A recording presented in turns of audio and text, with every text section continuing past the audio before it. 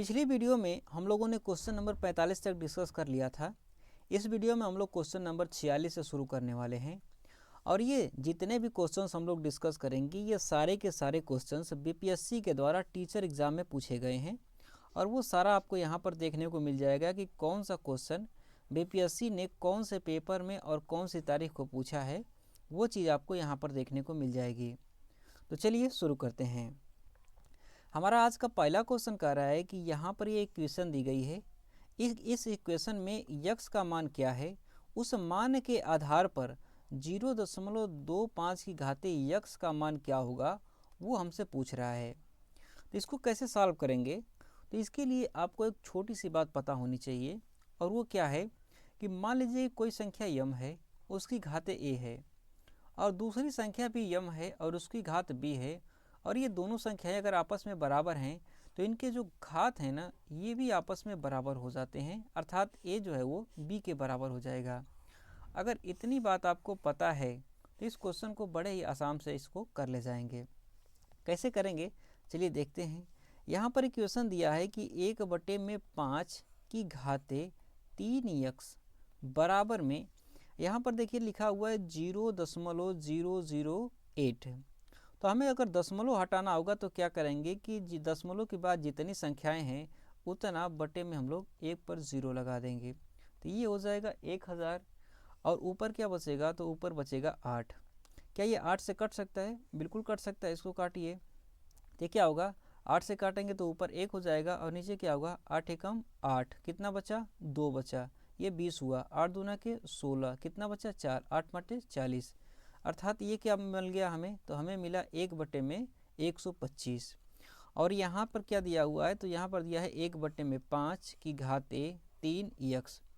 यहाँ पर देखिए 1/125 है, क्या इसको हम लोग 5 में तोड़ सकते हैं? बिल्कुल तोड़ सकते हैं, क्योंकि हमें पता है कि अगर बेस जो है वो बराबर हो जाएंगे तो इसको की घात को हम लोग बराबर कर सकते हैं यहाँ से, इसीलिए इसकी बेस को हम लोग पहले बराबर करेंगे।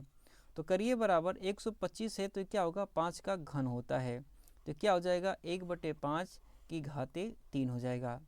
अब देखिए यहाँ से बेस हमारा बराबर हो गया दोनों। जब बेस बराबर हो गया तो घात जो है वो ये भी आपस में बराबर हो जाएगी। इसका मतलब कि 3x जो है वो 3 के बराबर हो जाएगा।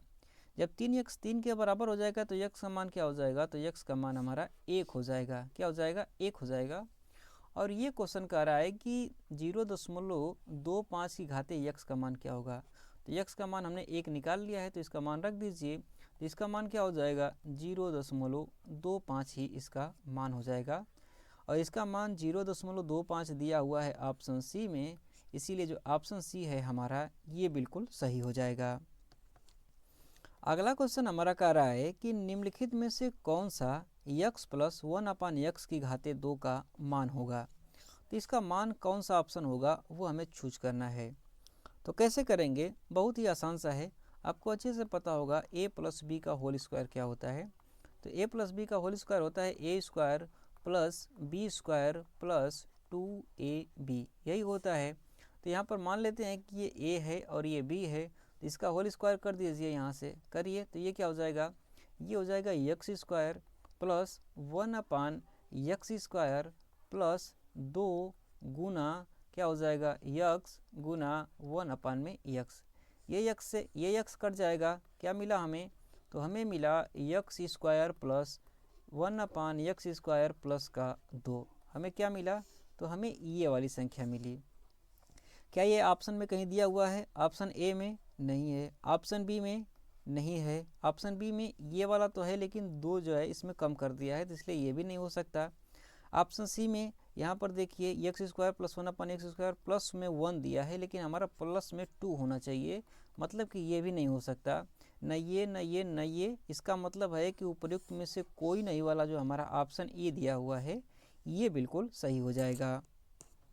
अगला क्वेश्चन हमारा क्वेश्चन नंबर 48 कह रहा है कि एक लेख सीपी से 10% अधिक पर है, यदि 10% की छूट की अनुमति है तो निम्नलिखित में से कौन सा सही होगा। क्या 1% की हानि होगी, 1% का लाभ होगा, या फिर न हानि होगी न लाभ होगा। तो इस क्वेश्चन को करने के लिए सबसे पहले तो क्वेश्चन को समझना जरूरी है। यहाँ पर देखिए लिखा हुआ है यहाँ पर लेख और सीपी। बेसिकली इसने क्रय मूल्य को सीपी लिखा हुआ है, क्रय मूल्य जो होता है इसको इसने सीपी लिखा हुआ है, और यहाँ पर लेख जो है इसने अंकित मूल्य को लिखा है। जो अंकित मूल्य होता है इसको इसने यहाँ पर लेख लिखा हुआ है, जिसे कि हम लोग एमपी कहते हैं। तो बेसिकली हिंदी में थोड़ी सी लैंग्वेज इसकी जो है वो टफ है, इसको अंग्रेजी में देखेंगे तो बहुत ही आसान सी है।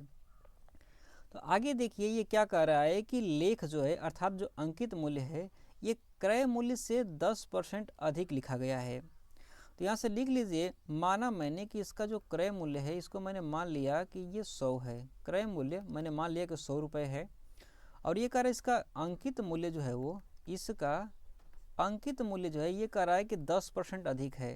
तो इसको हम लोग 10% बढ़ा देते हैं, तो 100 का 10% क्या होगा, 10 हो जाएगा। तो 100 में 10 जोड़ेंगे तो क्या हो जाएगा, 110, अर्थात इसका अंकित मूल्य कितना हो जाएगा, 110। इसके बाद कह रहा है कि 10% की छूट दी जाती है, तो निम्नलिखित में से कौन सा सही होगा। तो अंकित मूल्य पर अगर 10% की हम लोग छूट दें तो कितना हो जाएगा विक्रय मूल्य। तो 110 का 10% कितना हो, 110 का 10% कितना होगा, 11 होगा। तो अगर इसमें से 11 घटाएं 110 में से तो कितना हमारा मिला, 99 मिला। मतलब कि विक्रय मूल्य कितना हो गया हमारा, विक्रय मूल्य 99 रुपये हो गए, और क्रय मूल्य कितने हो गए, 100 रुपये। तो जब क्रय मूल्य 100 रुपये है और विक्रय मूल्य 99 रुपये है, तो घाटा कितने रुपए का हुआ, 1 रुपये का। और ये कितने में हुआ घाटा, तो 100 रुपये में। तो इसको परसेंटेज में बदलेंगे तो क्या होगा, 1%। मतलब कि इसमें जो है वो इसे 1% का घाटा होने वाला है, और ऑप्शन ए में दिया है 1%, इसलिए जो ऑप्शन ए है ये बिल्कुल सही होगा। अच्छा, इस क्वेश्चन को करने का एक आसान सा तरीका, मतलब कि इसका एक फार्मूला है जिससे कि आप कर सकते हैं, क्योंकि यहाँ से हर बार क्वेश्चन पूछा जाता है, बार बार यहाँ से क्वेश्चन पूछा जाता है कि कोई वस्तु जो है इसको 10% जो है वो ज़्यादा अंकित किया जाता है, और फिर उसके बाद 10% की इस पर छूट दी जाती है, तो इस पर जो है वो कितने का फ़ायदा या घाटा होने वाला है। तो इस पर सदैव जो है वो 1% का घाटा होता है। इसके लिए एक फार्मूला जो है वो आप ध्यान में रख सकते हैं कि मान लीजिए कि उसको जो है वो x% को पहले बढ़ाया जाता है, मतलब कि क्रय मूल्य से x% इस पर अंकित मूल्य किया जाता है। उसके बाद x% का इस पर छूट दिया जाता है, तो इस पर जो हानि होती है, एक तो बात याद रखिएगा कि सदैव इस पर हानि होती है, और हानि कितनी होती है, तो इसकी हानि होती है x² बटा में 100%। कितनी होती है, x² बटा में 100% की हानि होती है। इसको आप ध्यान में रखिएगा। यहाँ पर अब इसके बाद 10% कहे, 20% कहे, 50% कहे, एक की जगह पर 50%, 10%, 20% रख करके आप बड़े आसानी से निकाल सकते हैं कि इसमें कितने परसेंट की हानि हुई होगी। अगला क्वेश्चन नंबर 49 कह रहा है कि पूर्ण धन प्राप्त करने के लिए 81 को किस संख्या से विभाजित किया जाना चाहिए। तो ये तो बहुत ही आसान सा है, 81 में इनमें से कौन सी संख्या से विभाजित किया जाए कि वो जो है वो संख्या पूर्ण प्राप्त हो। तो यहाँ से देखिए 6 से भाग देंगे तो क्या ये कटेगा, नहीं कटेगा, इसका मान जो है वो दशमलव में आने वाला है, इसलिए ये नहीं हो सकता। 3 से देखिए, क्या 3 से कट जाएगा, हाँ बिल्कुल कट जाएगा, 3 दूना के 6 होगा, और 3 सत्ता 21, 27 बार जाएगा। तो यहाँ पर जो 3 है ये पूर्ण वर्ग, ये जो है वो पूर्ण संख्या है। मतलब कि यहाँ पर जो ऑप्शन बी है ये सही हो सकता है। ऑप्शन सी को भी चेक करिए, यहाँ पर ऑप्शन सी में 7 दिया हुआ है, क्या 81 में 7 से भाग देंगे तो ये पूरी तरीके से कट जाएगा, नहीं कटेगा, इसका मान जो है वो दशमलव में आएगा। मतलब कि ये भी सही नहीं हो सकता, सिर्फ और सिर्फ जो ऑप्शन बी है यही सही हो सकता है, इसीलिए जो ऑप्शन बी है 3 ये हमारा बिल्कुल सही होगा। अगला क्वेश्चन हमारा 50 नंबर का आ रहा है कि दो पूर्ण संख्याओं के बीच का अंतर 66 है, तो दोनों संख्याओं का अनुपात 2:5 है, तो दोनों संख्याएं ज्ञात कीजिए कि वो दोनों संख्याएं कौन सी हैं। तो ये भी बहुत ही आसान सा है, दो संख्याएं यहाँ पर दिया गया है और दोनों का अनुपात जो है वो 2:5 है। तो मैंने मान लिया कि जो पहली संख्या है वो 2x है, और जो दूसरी संख्या है उसको मैंने मान लिया कि 5x है। और क्वेश्चन कह रहा है कि इन दोनों संख्याओं के बीच का अंतर जो है वो है 66। कितना है, 66 है। तो इन दोनों संख्याओं के बीच का अंतर मैं निकाल देता हूँ, तो ये कितना हो जाएगा, ये 66 के बराबर हो जाएगा। तो यहाँ से इसका अंतर कितना है, अंतर है 3x का, तो ये किसके बराबर होगा, 66 के। तो x का मान कितना होगा, x का मान जो है वो 22 हो जाएगा। कितना हो जाएगा, 22 हो जाएगा। पहली संख्या मैंने मान रखा है 2x, तो यहाँ पर x का मान रखेंगे तो 22 दूना क्या हो जाएगा 44 हो जाएगा। दूसरी संख्या 5x मान रखा है तो x का यहाँ पर मान रखिए, तो 5x का मान रखेंगे तो क्या हो जाएगा 5 गुना 22, 5 गुना 22 हो जाएगा। तो 5 गुना 22 क्या होगा 5 गुना के 10, 5 गुना के 10 और 1 11 हो जाएगा। मतलब कि एक संख्या 44 हुई और दूसरी संख्या 110 हुई, और ये दिया हुआ है ऑप्शन सी में, इसीलिए जो ऑप्शन सी है हमारा ये बिल्कुल सही हो जाएगा। अगला हमारा क्वेश्चन है क्वेश्चन नंबर 51, और ये कह रहा है कि दो समांतर चतुर्भुज ABCD में कोण A और कोण B का अनुपात 1:2 है, तो कोण A का मान ज्ञात कीजिए। कोण A का मान क्या होगा वो हमें ज्ञात करना है। यहाँ पर देखिए ये गलत लिखा हुआ है, यहाँ पर दो समांतर चतुर्भुज नहीं बल्कि एक ही समांतर चतुर्भुज है, तो यहाँ पर एक होना चाहिए कि एक समांतर चतुर्भुज ABCD में कोण A और कोण B का अनुपात इतना दिया हुआ है। तो इसको कैसे हल करेंगे, बहुत ही आसान सा है। देखिए सबसे पहले हम यहाँ पर समांतर चतुर्भुज बनाते हैं। अच्छा, समांतर चतुर्भुज होता क्या है, तो ऐसा चतुर्भुज जिसमें कि आमने सामने की जो भुजाएं हैं वो आपस में समांतर हों, उसी को समांतर चतुर्भुज कहा जाता है। तो यहाँ से देखिए ये वाली इसके समांतर है और ये वाली जो है वो इसके समांतर है। इसका नामकरण कर लेते हैं। यहाँ पर ये A है, ये B है, ये C है और ये D है। और क्वेश्चन कह रहा है कि कोण A और कोण B का अनुपात जो है वो 1:2 है। तो कोण A ये वाला है, इसको ये मान लिया मैंने कि ये जो है वो 1 थीटा है, या इसको मान लिया कि 1x है। और ये B है तो इसको मान लिया कि मैंने कि ये 2x है। अच्छा, एक बात आपको अच्छे से पता होगी कि अगर दो कोई पैरेलल लाइन है और इसको कोई ट्रांसवर्स लाइन काट देती है, तो ये वाला जो कोण होता है और ये वाला कोण जो होता है अगर इनको दोनों को जोड़ दिया जाए तो इसका मान जो है वो सदैव 180 होता है। कितना होता है 180 होता है। तो यहाँ से देखिए ये वाली पैरेलल लाइन एक जा रही है और ये वाली भी एक पैरेलल लाइन जा रही है, इसको ये ट्रांसवर्स लाइन काट रही है। मतलब कि इसका और इसका मान जो है वो इन दोनों का मान जो है सदैव 180 के बराबर होना चाहिए जोड़ने के बाद। तो यहाँ से जोड़ देते हैं दोनों को। यहाँ पर x है और यहाँ पर 2x है, तो ये कितना हो जाएगा 3x हो जाएगा। इसका मान किसके बराबर होना चाहिए, तो 180 के। तो x का मान कितना हो जाएगा, x का मान जो है वो 60 डिग्री हो जाएगा। और पूछ रहा है कि कोण A का मान ज्ञात कीजिए। कोण A को मैंने x माना हुआ है, यहाँ पर 60 दिया हुआ है ऑप्शन सी में, इसीलिए जो ऑप्शन सी है हमारा ये बिल्कुल सही हो जाएगा। अगला हमारा जो क्वेश्चन है वो ये कह रहा है कि एक बेलन की ऊंचाई ज्ञात कीजिए जिसकी त्रिज्या 7 सेमी है और कुल सतह का क्षेत्रफल 968 सेंटीमीटर है। तो इस बेलन की हमें ऊंचाई ज्ञात करनी है। तो कैसे ज्ञात करेंगे, बहुत ही आसान सा है। यहाँ से देखिए सपोज करिए कि मैंने यहाँ पर एक बेलन बनाया, क्या, तो यहाँ पर मैंने एक बेलन बनाया और क्वेश्चन कह रहा है कि इस बेलन की जो त्रिज्या है वो है 7 सेंटीमीटर की। कितनी है, 7 सेमी की। और इसके कुल सतह का क्षेत्रफल ये कह रहा है कि 968 है। अच्छा, अगर ये बेलन है, मान लिया मैंने कि अगर इसकी त्रिज्या r होती तो इसका कुल सतह का क्षेत्रफल क्या होता है, तो कुल सतह का क्षेत्रफल होता है 2 पाई r h प्लस 2 पाई r स्क्वायर। क्यों, कैसे, तो एक तो ये वाला सतह है, ये वाला जो सतह है इसका क्षेत्रफल हो जाएगा 2 पाई r h हो जाएगा। और ये ऊपर का ये वृत्त जो ऊपर का बन रहा है और नीचे का वृत्त जो बन रहा है इसका क्षेत्रफल हो जाएगा 2 पाई r स्क्वायर। और ये कह रहा है कि इसका मान जो है वो 968 के बराबर है। किसके, 968 के बराबर है। और यहाँ पर r का भी मान दे दिया है इसने कि जो r है इसका मान कितना है, तो यहाँ पर 7 दिया हुआ है। r मतलब त्रिज्या का मान 7 दिया हुआ है। तो यहाँ पर हम लोग r का मान रख लेंगे, r का मान 7 रख लेंगे, जिससे कि हमें त्रिज्या मिल जाएगी। तो यहाँ से मान रखिए। अच्छा, एक काम करते हैं, यहाँ से हम लोग 2 पाई r पहले कॉमन ले लेते हैं, जिससे कि हल करने में आसानी हो जाएगी। तो 2 पाई r कॉमन लेंगे तो ये हो जाएगा h प्लस में r बराबर में 968 हो जाएगा। अब यहाँ से मान रखते हैं तो 2 है, पाई का मान कितना होता है, पाई का मान होता है 22/7, r का मान कितना है 7, h का मान हमें ज्ञात करना है, r का मान कितना है 7 बराबर में 900, ये हुआ 68। 7 से ये 7 कटा। अब देखिए इसको यहाँ से काटिए, ये क्या होगा, ये कट जाएगा 11 से, 11 दूना के 22, इसको 11 से काटेंगे तो ये क्या होगा 11 से काटिए, 11 8 88, 11 8 88, ये 2 और 2 मिलकर के क्या हुआ, ये हुआ 4, 4 4 से इसको काटिए, 4 दूना के 8 और 4 दूना के 8 हुआ। मतलब कि एच प्लस आर का मान कितना मिला हमें, 22 मिला। एच का मान निकालना है तो 22 इसमें से घटा दीजिए, तो 22 में से 7 घटाएंगे तो कितना मिलेगा, 15 मिलेगा।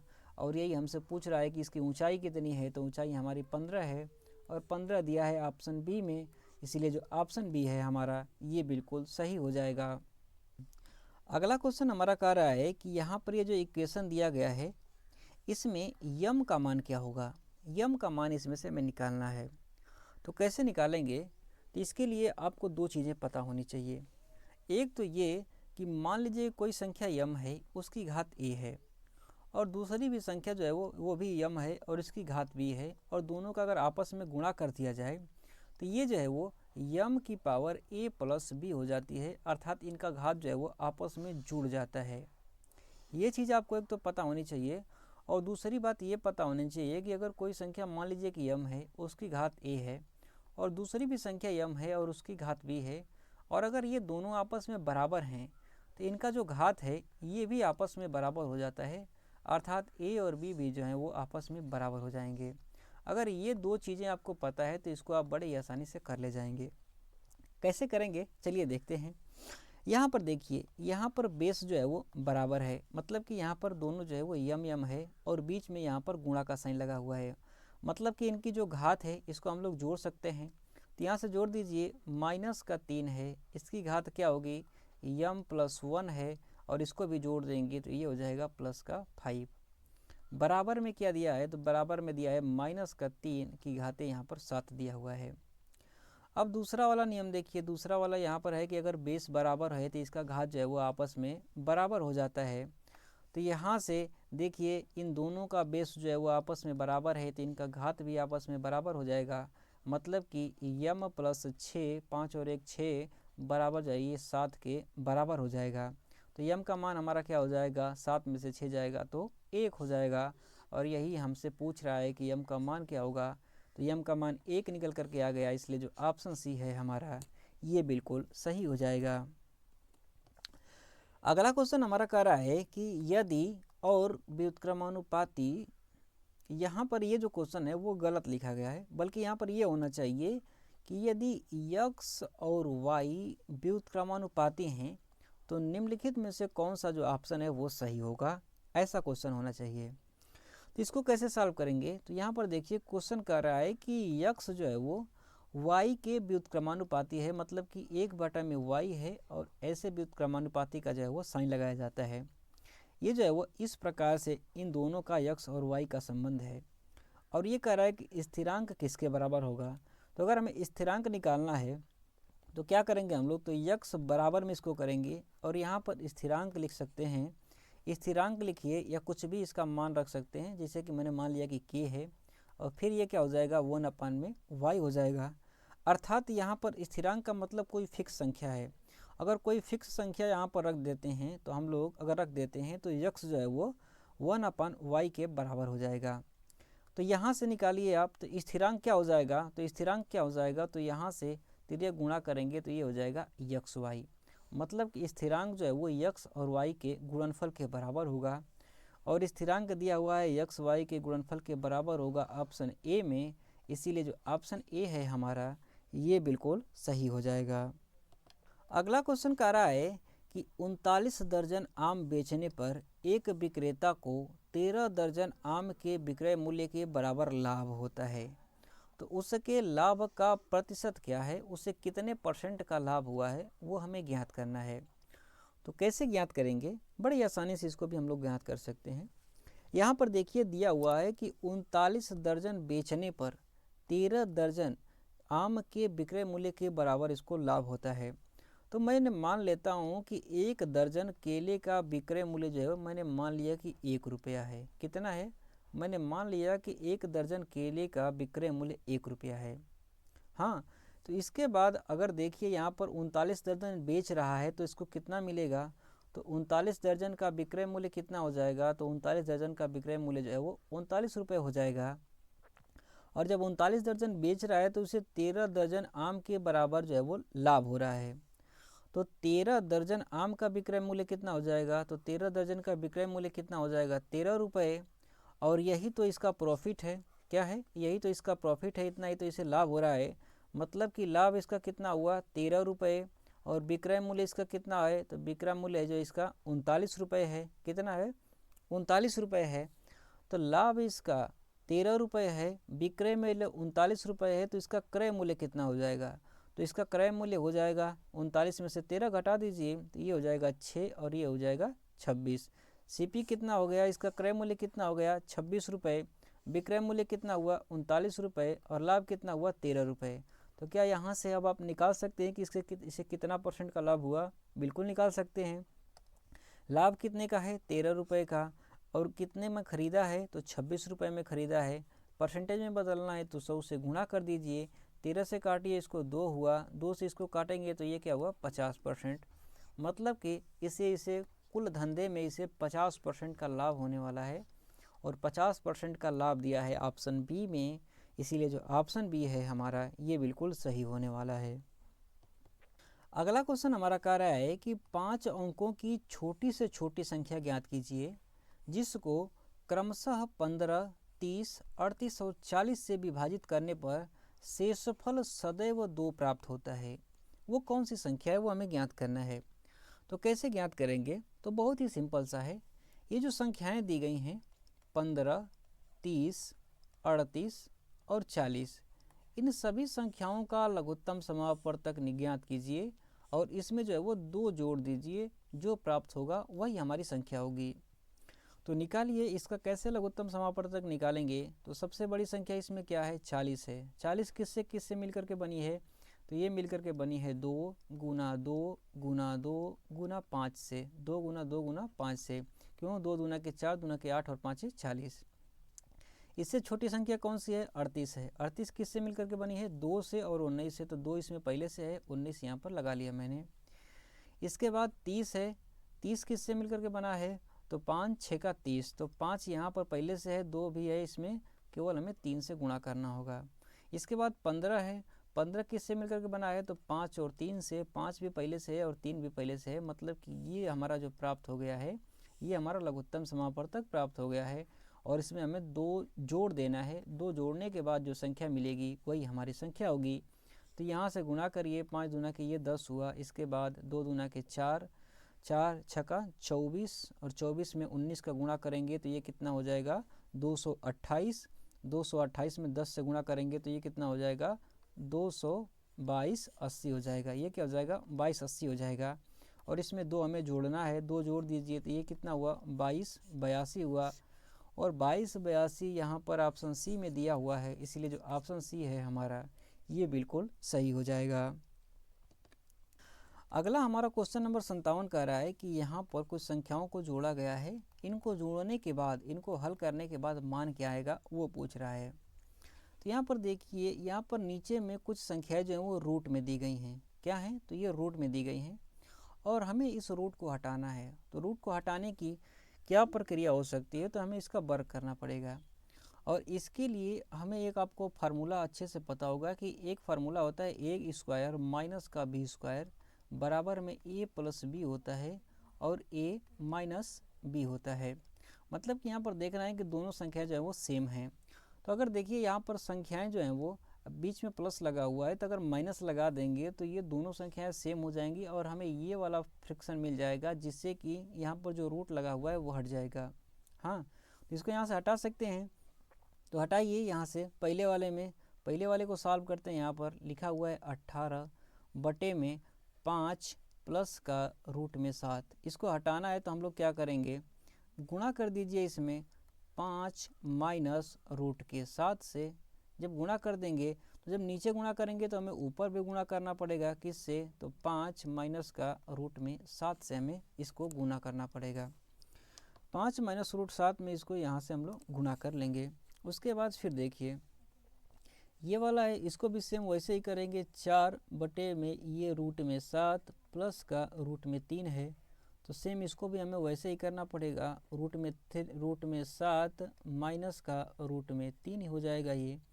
और जब नीचे गुणा करेंगे तो हमें ऊपर भी गुणा करना पड़ेगा रूट में 7 माइनस में रूट में 3 से। इसके बाद फिर प्लस लगाएंगे, फिर इस वाले को सॉल्व करेंगे तो ये लिखा हुआ है 1 में रूट में 3 प्लस का रूट में 2। इसको सॉल्व करना है तो फिर वही प्रक्रिया करेंगे, रूट में 3 माइनस रूट में 2 से गुणा कर देंगे। अगर नीचे गुणा करेंगे तो हमें ऊपर भी गुणा करना पड़ेगा रूट में 3 माइनस रूट 2 से। इसके बाद आगे देखिए, इसको तो सॉल्व करना ही नहीं, रूट में 1 का मान कितना होता है 1 होता है, रूट में 1 का मान कितना हो जाएगा 1 हो जाएगा, तो 1 1 कितना हो जाएगा 2 हो जाएगा, मतलब कि ये हो गया 1/2 हमारा। इसको यहाँ से अब इसको सॉल्व करिए तो ये देखिए ये क्या हो जाएगा, ये होगा 18 बटे में ये 5 बचे 25 हो जाएगा, माइनस का 7 हो जाएगा, और ऊपर क्या बचा हुआ है 5 माइनस का रूट में 7। तो यहाँ से देखिए 27 में से 25 में से 27 घटाएंगे तो ये कितना हो जाएगा 18 होगा, और 18 से ये 18 हमारा कट जाने वाला है। तो मिला कितना, हमें मिला 5 माइनस का रूट में 7।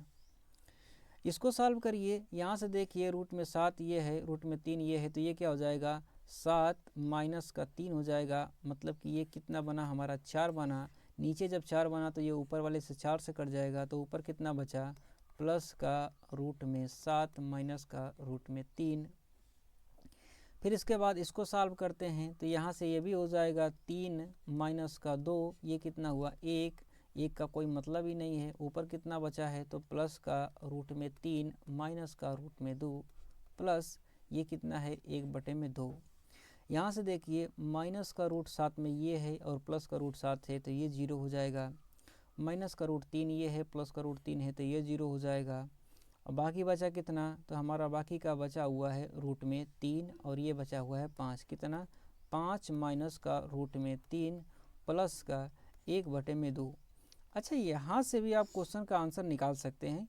कैसे, यहाँ पर देखिए यहाँ पर रूट में यहाँ पर रूट 2 है और यहाँ पर 1/5 है, तो यहाँ पर देख रहे हैं कि हमारा जो मान है वो दशमलव में आने वाला है और किसी भी ऑप्शन में दशमलव नहीं दिया हुआ है, मतलब कि इनमें से हमारा कोई भी ऑप्शन नहीं होने वाला है, इसलिए उपयुक्त में से कोई नहीं वाला जो हमारा ऑप्शन है ये सही हो जाएगा। लेकिन अगर चाहें तो इसको भी आप सॉल्व करके देख सकते हैं। ये हुआ 5 और माइनस का रूट में 2 का मान कितना होता है, तो रूट में 2 का मान होता है 1.732, ये माइनस का है, प्लस में 1/2 का मान कितना हुआ, तो 1/2 का मान होता है 0.5, मतलब कि ये क्या हुआ 5.5, इसमें से घटाना होगा 1.732, घटा लीजिए, ये 0 हुआ, 10 में से 2 गया 8 हुआ, 9 में से 3 गया 6 हुआ, और ये 4, 14 में से 7 गया 7 हुआ, और ये 4 हुआ और ये 3 हुआ। इसका एक्चुअल मान जो है वो इतना आने वाला है, और इनमें से कोई नहीं वाला जो ऑप्शन है हमारा ये बिल्कुल सही हो जाएगा। अगला क्वेश्चन हमारा कह रहा है 58 नंबर कि यदि रूट में 44.89 जो है वो 67 के बराबर है तो इनका मान क्या होगा। इतने बड़े बड़े यहाँ पर नंबर दिए गए हैं, इनका मान क्या होगा ये हमें ज्ञात करना है। तो एक्चुअली अगर आप देखें यहाँ पर तो 44.89 का वर्गमूल करने के बाद इतना आ ही नहीं सकता कभी भी, लेकिन यहाँ पर क्वेश्चन में दिया हुआ है तो हमें तो सॉल्व करना ही पड़ेगा। तो यहाँ पर एक काम करिए कि ये जो है ना, इसको आप एक्चुअल नंबर ना मान करके इसको जो है कि आप कोई इमेजिनरी नंबर मान लीजिए। मान लिया मैंने कि 44.8 नंबर का जो है वो इतना मान होता है, मैंने मान लिया। तो यहाँ से देखिए यहाँ पर ये सेम संख्या लिखी हुई है, मतलब कि इसका मान कितना हो जाएगा, तो इसका मान जो है वो 67 हो जाएगा हमारा। यहाँ पर देखिए यहाँ पर 2 अंक पर दशमलव लगा हुआ है, यानी यहाँ पर 4 अंक पर दशमलव लगा हुआ है, और यहाँ पर 2 अंक पर, जब 2 अंक पर दशमलव लगा हुआ है तो यहाँ पर कोई दशमलव नहीं लगा हुआ है। तो जब 4 नंबर पर लगा हुआ है तो यहाँ पर 1 अंक पर दशमलव लग जाएगा, मतलब कि इसका मान हमारा निकल करके आ जाएगा 6.7। कितना आ जाएगा 6.7। इसको देखिए यहाँ पर 6 अंकों पर दशमलव लगा हुआ है, मतलब कि यहाँ पर 2 अंकों पर हमें दशमलव लगाना पड़ेगा, तो यहाँ पर कहाँ लगाएंगे दशमलव 2 अंक पर, तो ये हो जाएगा दशमलव का 6.7। यहाँ पर देखिए 2 2 4 2 6 और 2 8 अंकों पर लगा है, मतलब कि यहाँ पर हमें 3 अंकों पर दशमलव लगाना पड़ेगा, तो यहाँ पर 3 अंकों पर दशमलव लगाइए, दशमलव का 0 6 और 7 सबका मान हो गया।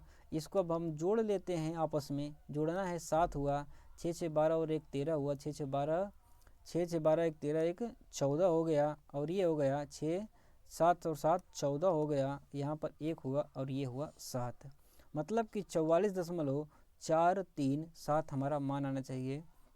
और 44.437 दिया हुआ है ऑप्शन ए में, इसीलिए जो हमारा ऑप्शन ए है ये बिल्कुल सही हो जाएगा।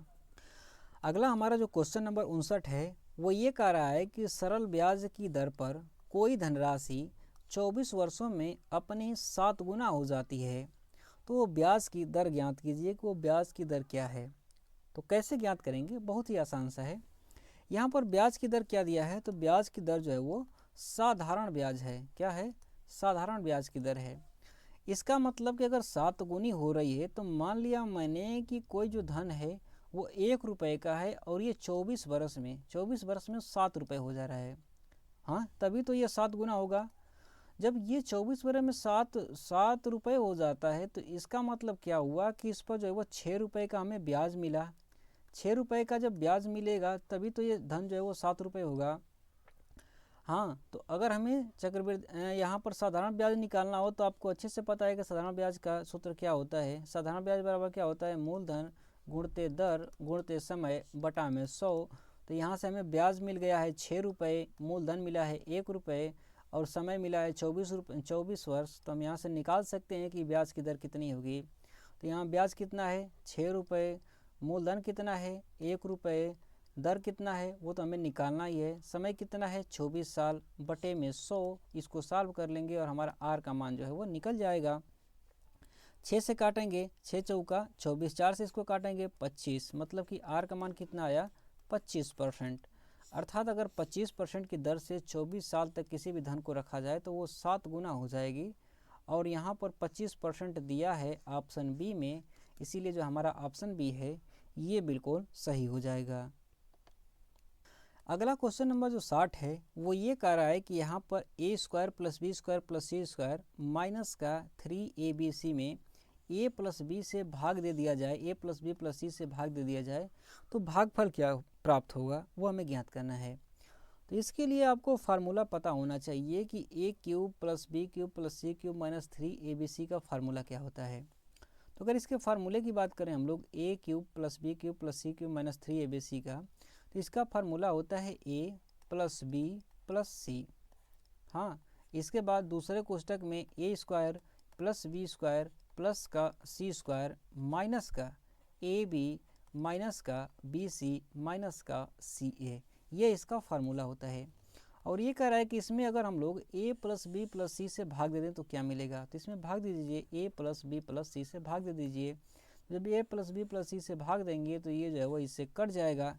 तो हमारा क्या बचा, तो हमारा बचा ए स्क्वायर प्लस का बी स्क्वायर प्लस का सी स्क्वायर माइनस का ए बी माइनस का बी सी माइनस का सी ए।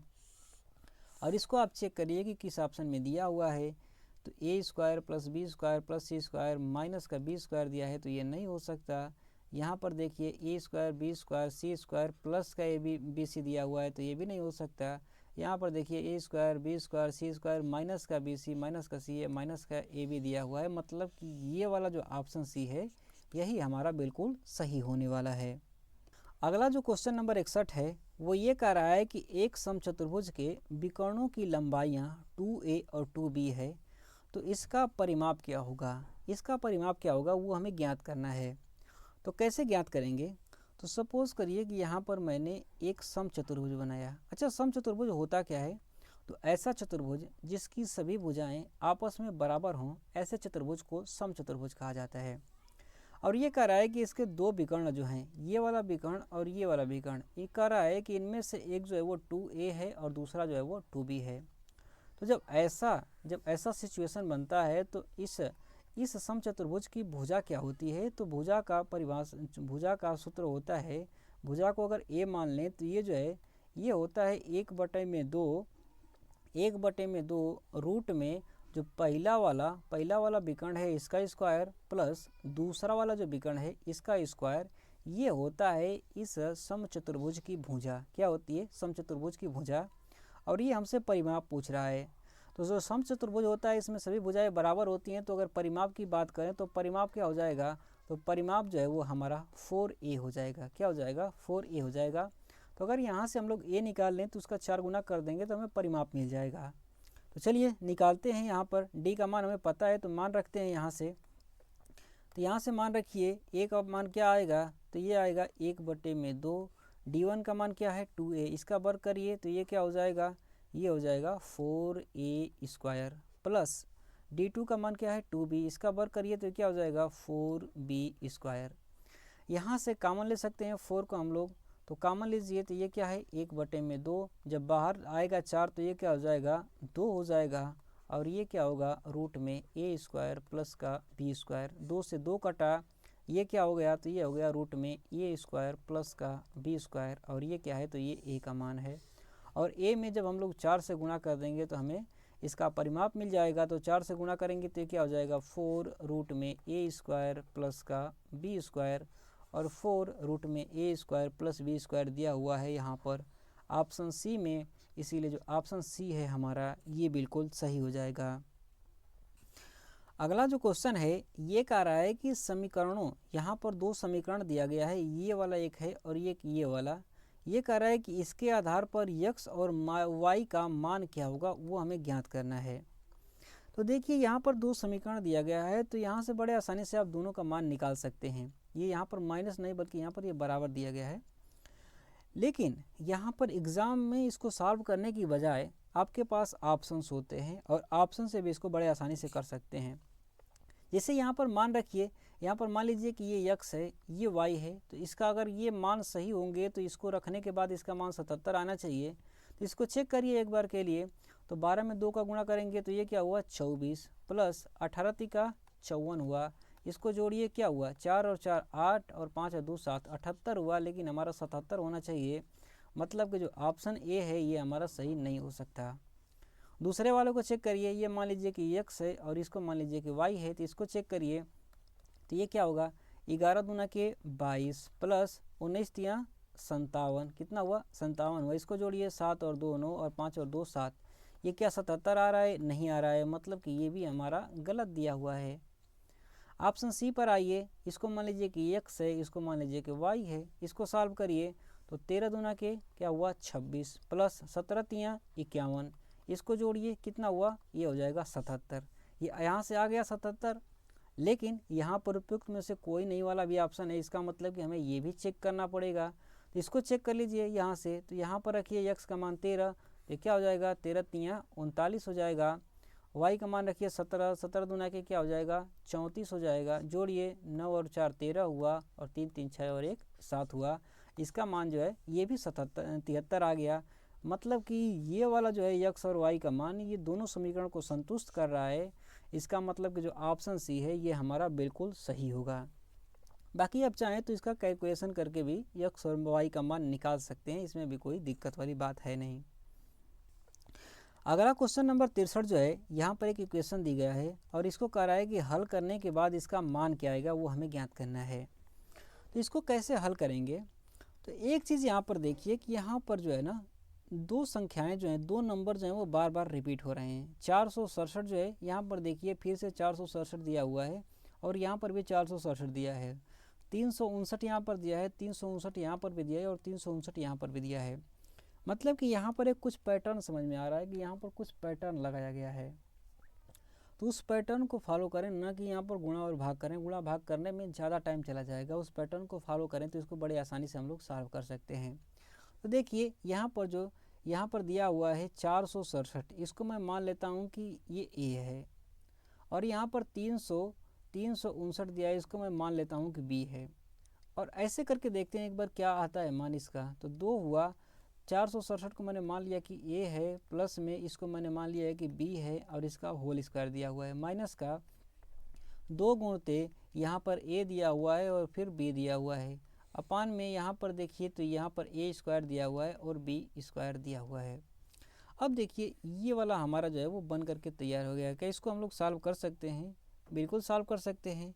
कैसे इसको सॉल्व करेंगे, तो इसको सॉल्व करिए, इसको तोड़िए, क्या होगा 2, ये तो बाहर है सबसे, ये देखिए ये क्या होगा a² प्लस का b² प्लस का 2ab और माइनस का 2ab पहले से है, बटे में a² प्लस का b² है।